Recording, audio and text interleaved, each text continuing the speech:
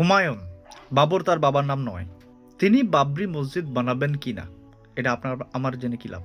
এটা আপনার আমার ইস্যু। আমাদের ইস্যু এসআইআর। আমরা ধন্যবাদ জানাবো ইলেকশন কমিশনকে তার টাইম বাড়ানোর জন্য।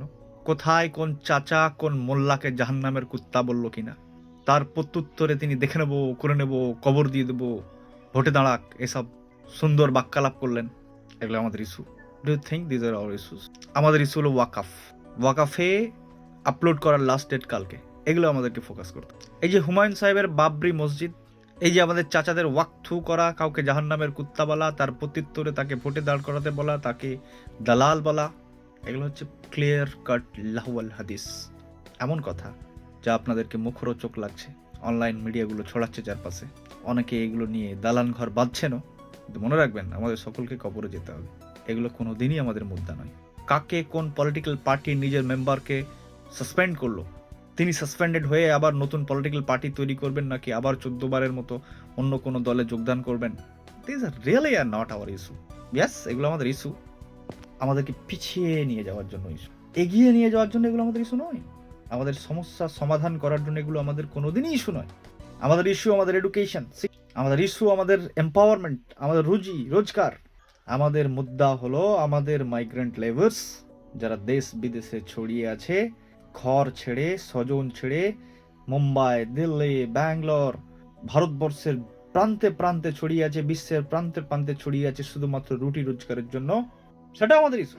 কিছু online media, even mainstream media শুধুমাত্র এগুলোকে কভার করে মানুষকে মেন মুদ্রা থেকে হাঁটিয়ে, এগুলো কোনো ইস্যু না। কোন হুমায়ুন, যার বাবার নাম বাবর নন, তিনি মসজিদ করবেন কিনা তার ইচ্ছা হলে তিনি করবেন, না ইচ্ছা হলে না করবেন, গভর্নমেন্টের ইচ্ছা হলে করার পারমিশন দেবে, না ইচ্ছা হলে না পারমিশন দেবে। This are full internal matters. কলতালার ঝগড়া। কে কার বাবাকে গালাগালি দিয়েছে তার উত্তরে তিনি কি বলবেন, ওনার বাড়ি গিয়েছে বলে আসবেন। এগুলোকে মিডিয়ার মাধ্যমে বলার হোয়াট আর দিস অল? এগুলোকে বলে কলতালার ঝগড়া। কলতালাতে থাকাই ভালো। প্রবলেম হচ্ছে এই যে হুমায়ুন, এই যে আমাদের চাচা, এই যে আমাদের মোল্লা, এরা আমাদের ঘরে ঘরে ঢুকে পড়ছে। কি করে ঢুকছে? ছোট বড় নানান অনলাইন অফলাইন মিডিয়া দিয়ে। খুব মজা লাগছে, শুধু আমাদের নয়, আমাদের নিজেদেরই মজা লাগছে, তো অপোনেন্ট পার্টির তো আরো বেশি মজা লাগে। যারা দেশের উন্নতি চায় না, যারা মানুষের মধ্যে বিভেদ তৈরি করতে চায়, যারা মানুষে মানুষে মারামারি লাগাতে চায়, তাদের তো আরো বেশি। তো যারা দেশভক্ত, তাদেরকে আমি বলতে চাই এইসবে দেশের কোনো লাভ নেই। যারা ইসলাম ফলো করেন, তাদেরকে আমি স্মরণ করে দিতে চাই, এগুলো ক্লিয়ার কাট লাহওয়াল হাদিস। এতে কোনো নেকি পাওয়া যাবে না, উল্টে গুনাহ হওয়ার চান্স।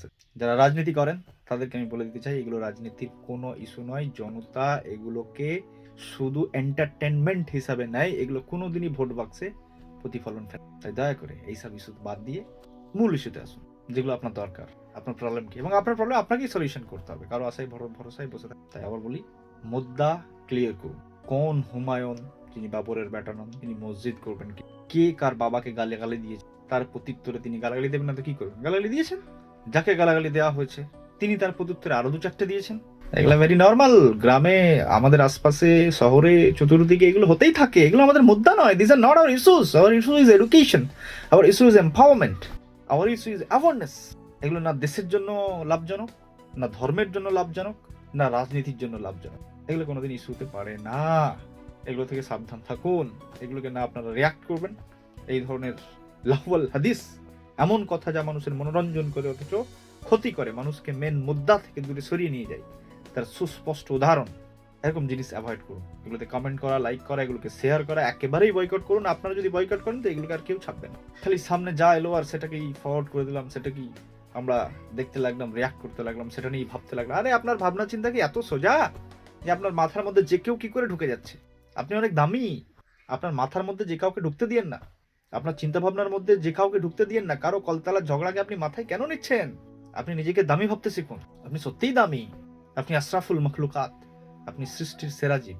আপনাকে এই পৃথিবীকে, আপনাকে এই মহাবিশ্বকে দেওয়ার অনেক কিছু আছে, সেগুলো নিয়ে কাজ করুন। নিজের দিমাগ, নিজের টাইম, নিজের পয়সা এসব বেকার জিনিসের পিছনে ওয়েস্ট করুন, স্পেশালি টাইম ওয়েস্ট করুন। আবার আপনাদেরকে আমাদের মুদ্রা কিন্তু একেবারেই এগুলো নয়। আমাদের মুদ্রা কিন্তু, আমরা দালান ঘর বাঁধছি, সব ঠিক আছে, বাট আমাদেরকে কবরে যেতে হবে। আমাদেরকে একদিন এই জায়গা ছাড়তে হবে। যখন ছাড়বো, তখন আমরা কি পিছনে ফেলে গেলাম এটা খুব ইম্পর্টেন্ট। এর হিসাব হবে, সেই হিসাবের দিনের কথা আপনাদের। Thank you. কারো খারাপ লাগলে আমাকে ক্ষমা করবে, একদমই ক্ষমা।